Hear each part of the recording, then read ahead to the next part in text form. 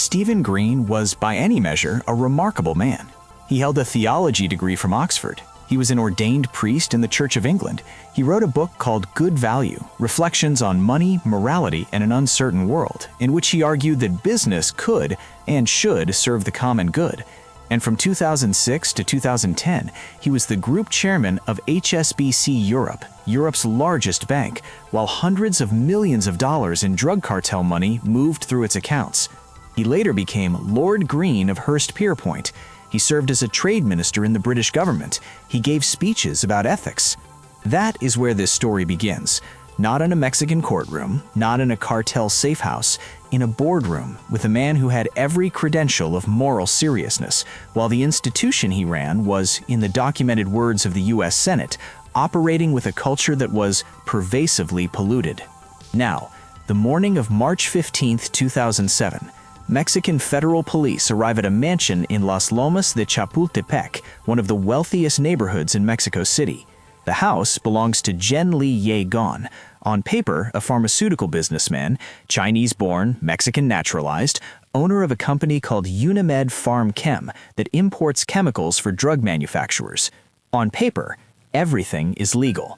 When the police break through the door, the paper story falls apart. Stuffed into filing cabinets, piled inside suitcases, stacked in closets from floor to ceiling, $205 million in cash, almost entirely in US $100 bills, the largest cash seizure in the history of global drug enforcement. Ye Gon, facing charges of supplying the Sinaloa cartel with methamphetamine precursors, flees to the United States, where the DEA catches up with him 4 months later at a restaurant in Wheaton, Maryland. The headlines last about a week, then the story moves on. But the investigators don't, because buried inside the Ye Gon case is a name that doesn't fit the narrative. It's not a cartel boss or a trafficker or a money changer. It's a bank, a British bank, one of the most recognizable financial brands on earth. Ye Gon had been a client of HSBC Mexico. His company had moved an estimated $90 million through HSBC accounts. And when investigators pull that thread, they don't find one crooked account. They find a system, a pipeline moving hundreds of millions of dollars in drug money through the legitimate global banking network, operating not in the shadows, but right at the teller window. This is the story of the greatest banking scandal of the 21st century. It is a story about what really happens when you follow the money, all the way up, past the cartel operatives and the street dealers, past the border smugglers and the currency exchangers, straight into the gleaming towers of one of the world's most powerful financial institutions. And it is a story about what happens when a government has to decide, do you actually prosecute someone that big? The answer, as it turned out, was no. To understand how we got here, you need to understand the two organizations at the center of this. HSBC, the Hong Kong and Shanghai Banking Corporation, was founded in 1865, originally to finance trade between Britain and Asia. By the mid-2000s, it had become a colossus, Europe's largest bank, over $2 trillion in assets, branches across more than 80 countries. Its marketing slogan was "the world's local bank," a phrase designed to project warmth and accessibility. As it turned out, no one would have chosen those words if they had known how literally they would apply. The Sinaloa cartel, meanwhile, had become the most powerful drug trafficking organization on Earth. Run from the mountains of Sinaloa, Mexico by Joaquín El Chapo Guzmán, the cartel controlled cocaine, heroin, and methamphetamine routes stretching from South America into virtually every major city in the United States. The U.S. Treasury had formally designated it a major transnational criminal organization. Its revenues were estimated in the tens of billions of dollars annually. And that is where the problem begins. Because when you're earning billions of dollars from selling drugs, the money itself becomes your biggest liability. You can't walk into a Lamborghini dealership with a bag of used hundreds without attracting attention. You can't pay your lawyers, your accountants, your pilots, your logistics network in cash that smells like a storage unit in Culiacan. You need the money to enter the banking system. You need it clean. And for that, you need a bank willing, whether knowingly or through deliberate blindness, to let it through. The Sinaloa cartel found that bank in HSBC. What happened next was not subtle. That is the part that makes this story so difficult to accept. According to the U.S. Senate Permanent Subcommittee on Investigations, which published a report running to more than 330 pages in July 2012, cartel operatives were walking into HSBC branches in Mexico and depositing hundreds of thousands of dollars in bulk cash, sometimes in a single day, into a single account. And to make that process faster, they had engineered a solution: custom-built boxes designed to fit the exact dimensions of HSBC's teller windows so that the handover of enormous stacks of bills could be done quickly, cleanly, and without any fumbling at the counter. Drug traffickers built purpose-made deposit boxes for their bank visits. They were regulars. They had optimized the process. In 2002, HSBC had purchased Banco Batal, a Mexican bank with deep roots in regions where cartel activity was not a secret, but a fact of daily life. When HSBC took over Banco Batal, it inherited the accounts, the bankers who had relationships with those accounts, and according to investigators, it chose not to look too closely at what it had inherited. HSBC's bosses also encouraged cartel-connected clients to use Cayman Islands services, where 50,000 accounts were routed from Mexico City, allowing drug dollars to be transferred anywhere across the international financial network. Between 2006 and 2009, the period the DOJ specifically documented, HSBC failed to monitor $670 billion in wire transfers and $9.4 billion in cash transactions from its Mexico bank operations alone. That figure, $670 billion, is not the amount of drug money. It is the amount the bank simply didn't look at. HSBC Mexico shipped $7 billion in physical U.S. currency to its American affiliate in the years around 2007 and 2008, a volume that law enforcement officials stated publicly could only have reached that level if drug proceeds were mixed in. The cash had completed a full circuit, earned from drug sales on American streets, smuggled south across the border into Mexico, deposited at HSBC, and wire transferred north, cleaned by the journey. The scheme also ran through what investigators called the black market peso exchange, a sophisticated laundering mechanism that converted U.S. narco dollars into Colombian pesos through fake trade transactions, with HSBC accounts serving as central transfer points. And it wasn't only drug money. HSBC also helped process $660 million in transactions for countries under U.S. sanctions: Iran, Cuba, Sudan, Libya, and Burma, by deliberately hiding the identities of those countries from regulators. From 2006 to 2010, the Department of Justice confirmed that at least $881 million in drug proceeds from the Sinaloa cartel and Colombia's Norte del Valle cartel flowed through HSBC Bank USA. That figure is the floor, the amount prosecutors could prove. The real total was almost certainly higher. The DOJ's own court documents revealed that in 2007, the same year the Ye Gon raid made international headlines, HSBC's own employees were circulating internal emails describing what they called a massive money laundering scheme at multiple HSBC Mexico branches in Sinaloa state. HSBC closed those specific accounts and fired those specific employees. Then it kept accepting dollar deposits from Sinaloa state. The machine kept running. In February 2008, Mexican authorities directly told the CEO of HSBC's Mexico unit that a local drug lord was openly describing HSBC as the place to launder money. That conversation was documented. It went up the chain. Nothing changed. The Senate report's conclusion was not diplomatic. It found that HSBC had a culture that was, in its exact words, pervasively polluted, an institution where anti-money laundering compliance had become a box to be ticked rather than a system to be enforced. July 2012, the U.S. Senate Chamber. HSBC executives fly in from London to testify before Senator Carl Levin's Permanent Subcommittee on Investigations. They apologize. They admit the bank failed. They use words like unacceptable and inexcusable. And then HSBC's own chief compliance officer, the man whose entire job was to stop exactly this from happening, announces his resignation live in the hearing room. David Bagley resigned from his position in front of the senators, in front of the cameras, and in front of the world. It was a gesture of accountability without any actual consequences. 5 months later, in December 2012, the Department of Justice announced the resolution. HSBC would pay $1.92 billion in fines. The bank would enter into a 5-year Deferred Prosecution Agreement, meaning criminal charges were technically filed but not pursued, on the condition that HSBC cleaned up its operations. To understand what $1.92 billion meant in practice, HSBC's pre-tax profit for 2012 was $20.6 billion. The fine represented roughly 5 weeks of earnings. Keep that number in mind as the rest of this story unfolds. A court-appointed independent monitor, former New York financial crimes prosecutor Michael Cherkasky, would watch over the bank's compliance for 5 years. Not a single executive faced criminal charges. Not one person went to prison.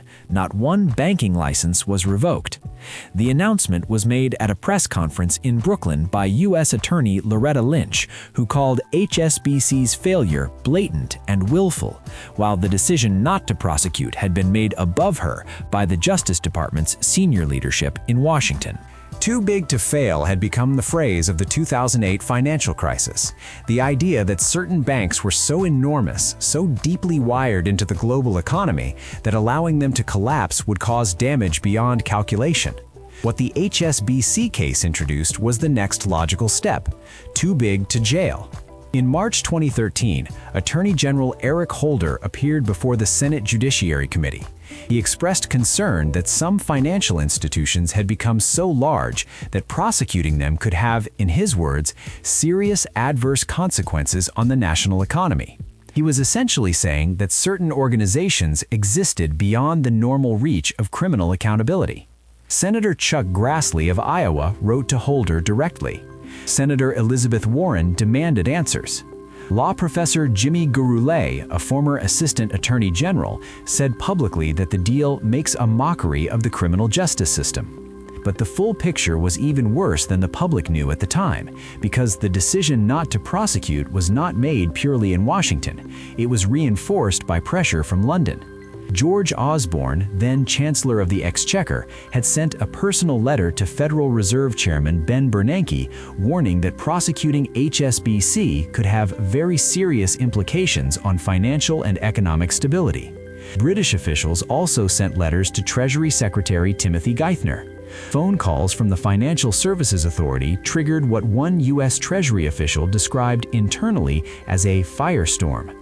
The congressional investigation that later examined these events concluded that the British government's intervention appears to have played a significant role in ultimately persuading the DOJ not to prosecute HSBC.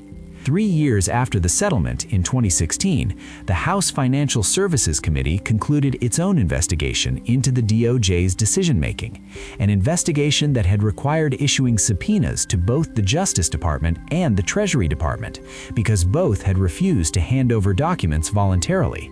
What those internal records showed was straightforward. DOJ prosecutors in the asset forfeiture and money laundering section had been actively preparing to seek a guilty plea from HSBC as early as September 2012. They had drawn up a list of up to 175 criminal charges. That recommendation was overruled by senior DOJ leadership, including Holder himself. The reason given, documented in internal emails, was not lack of evidence, it was concern about economic stability. The committee's report had a title that left no interpretation: Too Big to Jail, inside the Obama Justice Department's decision not to hold Wall Street accountable. One more detail which didn't get the attention it deserved. The head of the DOJ's money laundering section, Jennifer Shasky Calvary, the prosecutor who had been pushing to charge HSBC, left the government not long after the settlement was reached. She went to work for HSBC in a senior financial crime compliance role. HSBC's pre-tax profit for 2012 was $20.6 billion. The $1.92 billion penalty, the largest Bank Secrecy Act fine in history at the time, represented roughly 5 weeks of earnings. It was not a punishment in any meaningful sense. It was a transaction, a line item, a cost of doing business, absorbed and moved past. And consider what was on the other side of the ledger. The $881 million in laundered drug money was the provable minimum from one investigated period. The $7 billion in suspicious cash flows from Mexico alone dwarfs that number. The cartels whose money passed through HSBC were the same organizations waging a war in Mexico that had already killed tens of thousands of people and would kill tens of thousands more. Their product was destroying communities across the United States. For the families on both sides of that violence, the Mexican civilians caught between warring cartels, the American families hollowed out by addiction, a corporate check written from quarterly profits with no individual held to account was not justice, it was an accounting entry. December 2017, the 5-year Deferred Prosecution Agreement expires. The DOJ files a motion to dismiss the charges. HSBC, it declares, has reformed. The bank issues a statement. Its chief legal officer says the DPA, quote, worked in the way intended. Except that 3 years later, in September 2020, a global investigation changed everything. Again. The International Consortium of Investigative Journalists and BuzzFeed News published what became known as the FinCEN files, a massive trove of suspicious activity reports, confidential bank filings submitted to the U.S. Treasury's FinCEN. More than 400 journalists across 88 countries spent 16 months analyzing over 2,100 documents covering transactions from 1999 to 2017. The documents covered, in other words, the entire period of HSBC's supposed rehabilitation. What they found about HSBC was not a bank that had cleaned itself up. It was a bank that had kept moving. During its probation period, HSBC processed at least $31 million for companies later found to have moved stolen Brazilian government funds. It moved more than $292 million between 2010 and 2016 for a Panama-based organization that U.S. authorities had already designated as a major drug cartel money launderer. At least $840 million that passed through HSBC's Hong Kong branch was connected to shell companies involved in the so-called Russian laundromat, a scheme that siphoned billions out of the former Soviet Union. The bank was also doing business with financial institutions in Transnistria, a breakaway territory of Moldova, internationally known as a hub for financial crime. The same shelved charges, the list of up to 175 potential criminal counts that DOJ prosecutors had prepared before being overruled, were never filed. Nobody went to prison. The monitor watched, the suspicious transactions continued. The FinCEN files showed that HSBC was not unique in this. 5 major global banks, HSBC, JP Morgan, Deutsche Bank, Standard Chartered, and Bank of New York Mellon, all continued to move suspicious money for criminals and criminal organizations after signing deferred prosecution agreements. The enforcement mechanism, it turned out, was enforcement in name only. Here is the thing that stays with you after you followed the story to its end. The people who physically moved the Sinaloa cartel's money, the operatives who carried the cash, the exchangers who processed it, the low-level bankers at HSBC Mexico who facilitated specific deposits. Many of them were prosecuted. Some went to prison. The ICE investigation that cracked this case resulted in multiple arrests, extraditions, and convictions of individuals who had used HSBC accounts to move drug money. The executives of the institution that enabled all of it faced nothing. That is not an accident. It is a choice, a conscious, documented, internally debated choice made by the most powerful law enforcement office in the United States, reinforced by political pressure from the British government.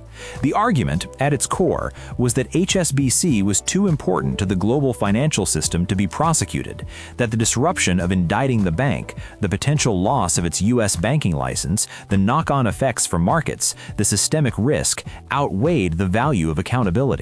What that argument implicitly accepts is that there exists a class of institution that operates above criminal law, not because they didn't break the law, HSBC admitted that they had, but because the consequences of holding them fully to account were deemed too costly.